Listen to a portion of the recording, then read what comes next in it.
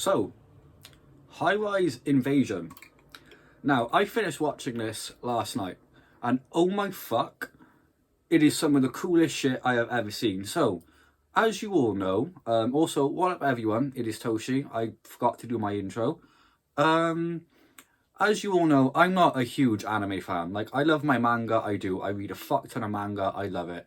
But, you know, as I've stated, you know, multiple times on this channel, I find it very difficult to sit down and focus on TV. Not just anime, but TV in general. I find it very difficult to sit down and sort of focus and just get sucked in.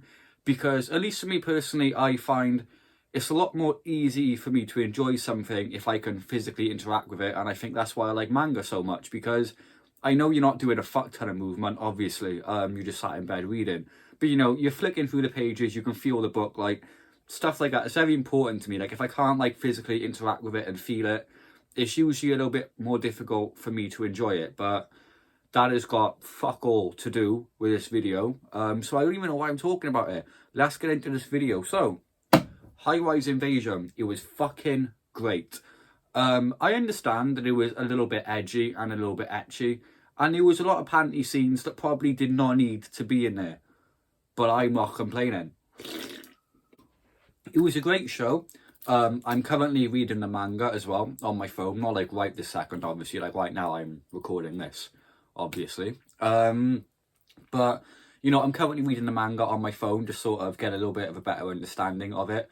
I'm also hoping we get a second season as well. It would make sense that we would, because obviously, you know, the first season, episode 12, ended on, I wouldn't say it ended on a cliffhanger. I would say it ended at a point where there was definitely more to the story, but I wouldn't call it a cliffhanger because I wasn't gripping onto my fucking bed sheets like, oh my god, what's going to happen next? You get what I mean? So, you know, we deserve a second season. I'm assuming and hoping we're going to get one. But if we don't, I'm reading the manga anyway, so couldn't give a fuck. But first thing I want to talk about is, I want to talk about the masks, right? So, the design of these masks was very cool and very interesting and unique to me. And I particularly like how the sort of function of the mask, it wasn't, you know, like, as long as you had, it wasn't sort of, if you took the mask off, the effects would, like, stop working. And, like, it wasn't even the mask itself that, you know, controlled these people. It was the code on the back of the mask. And I think that's a really cool concept, you know? It's like, you don't even technically have to put on the mask to become under its control. You just have to sort of look at the code. And once you've looked at the code, it doesn't matter, you know, if you break the mask, take it off. Do you get what I mean? Like, it'll still affect you. And obviously, you know, I understood Mr. Sniper mask, you know. I understood that damage in the mask can have an effect, you know, Mr. Sniper. And the Sniper mask, you know, he was sort of proof of that. But obviously, you know, it eventually went into hibernation, and fucking the girl close to God, Kuon, that's her name. Kuon, Sheena something, let's just call her Kuon. He was saved by Kuon, because obviously, you know, she's close to God, and she did that whole fucking going into, like, the mask and the consciousness and all that shit. But yeah, the mask was a very cool concept, and I also like how all the masks were different. Not just in terms of how the mask looked, you had, you know, like smiley masks and angry masks and emotionless masks, just plain white masks, you know, for the God candidates and all that shit. But no, yeah, the concept of the mask is really cool. And I also liked as well, even though all the masks are sort of being controlled by whatever fucking organisation is sort of running that realm, that world, even though they were all being controlled, you know, and this was obviously discovered during the scene with the baseball mask guy, even though they're all being controlled, it's not to an extent that reaches their personality. So their basic actions and shit like that may be limited and controlled, and orders can be given, but their personalities, who they are, is still sort of intact. And we see that, you know, with the chef mask, the baseball mask, even Mr. Sniper mask to an extent, you know. His personality is, he's clearly very calm, collected. He's not a very stressed out, panicky character. He's very cool, and he keeps his shit to himself. He doesn't freak out. He always assesses the situation, and he always figures out a way to have the best outcome possible. Let's talk a little bit about Yuri Honjo, who is obviously the main character. So, Miss Honjo, right, Yuri, my favourite character in the whole season, right? I think she could have been done a teeny bit better, But honest to God, I think she was a great character. I think her development throughout, you know, the 12 episodes, because even though we only got 12 episodes and they weren't very long episodes, correct me if I'm wrong, I think they were only like 25 minutes to half an hour long, but I could be wrong there, so don't come at me. In the short, I guess, in the short amount of time we had to sort of see her on screen, because we only had one season, like I just said, her character development was really good, and we went from seeing her as sort of a scared little high school girl that's woken up in this strange realm to being basically God. Do you get what I mean? Maybe not God, you know, Kuon is sort of the closest to God, at least, you know, from what the anime said, I believe. But I think Honjo is pretty fucking close. And also, as you can tell from the thumbnail of this video, the scene where she became a God candidate, where she put the mask on, right, and she went into her consciousness. I'm not going to say anything else on that scene, because I'm assuming you have all seen it anyway. But if you know, you know. It's the fucking thumbnail, okay? Like, need I say any more? What other characters can we talk about that I found very interesting? Honjo, we just did. We talked a little bit about the sniper mask, but I want to talk a little bit more about him. I thought that he was really cool. I like his costume design more than anything. I think his outfit's pretty cool. I like the suit, I like the hat, I like the rifle, I like the mask, I like all that shit. He's really cool, very clean, very edgy, very dark and mysterious, you know. And I like characters like that. I like characters that are dark and mysterious, and, you know, you want to know more about them. You know, like we had, you know, Alice in Borderland, we had Toshiro. You get what I mean? Now in fucking...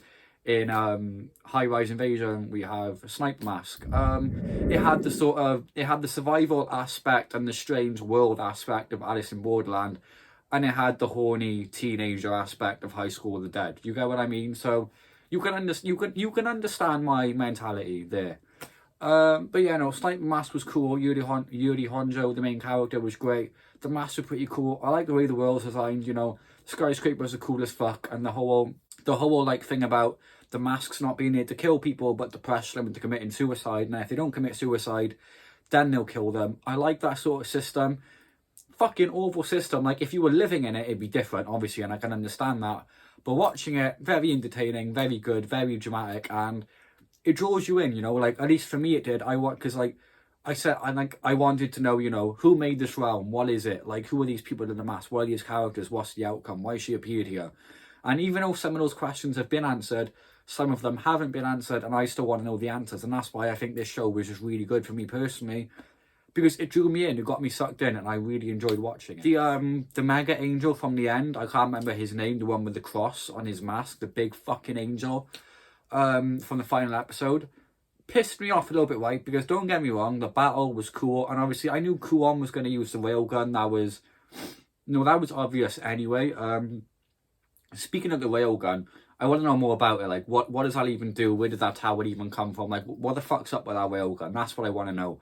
But I'm hoping that'll be revealed in, like, season 2, and I'll probably catch up on the manga anyway. But what was I saying? Yeah, the battle in the final episode pissed me off. Reason being, this big, massive angel guy, yeah, that's been made out to be this sort of fucking murderous killing machine like, so powerful that he had to have his powers sealed and he had to be dominated for the safety of the fucking realm. You get what I mean?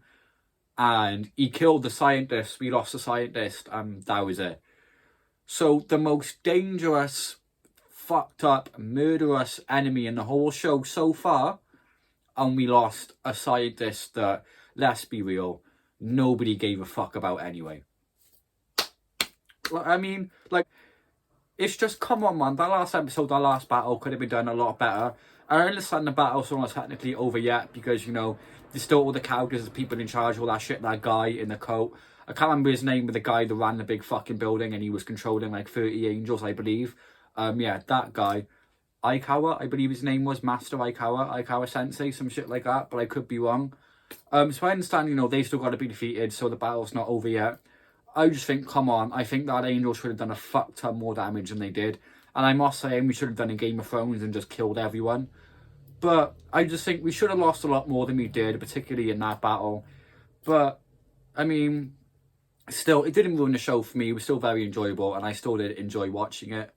I mean, that's pretty much it. I like the whole psychological aspect of the show as well. And this is why I love survival shit, right? Like the Saw movies, the Escape movies, Escape Room movies, Alice in Borderland, High Rise Invasion, all this survival shit I really like, because at least for me personally, it's like, this isn't some like bullshit fantasy with like demons and elves and ghosts. Don't get me wrong, I love all that shit, but it's very easy to read that or watch that and be like, oh, bullshit, made up, will never happen. Still cool to watch though.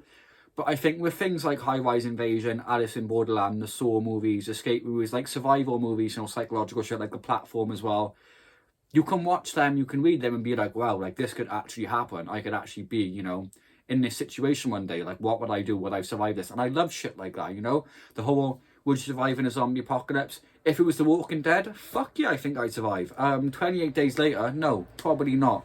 But The Walking Dead, fuck yeah, I think I'd survive. But no, I like survival, I like psychological thrillers, shit like that.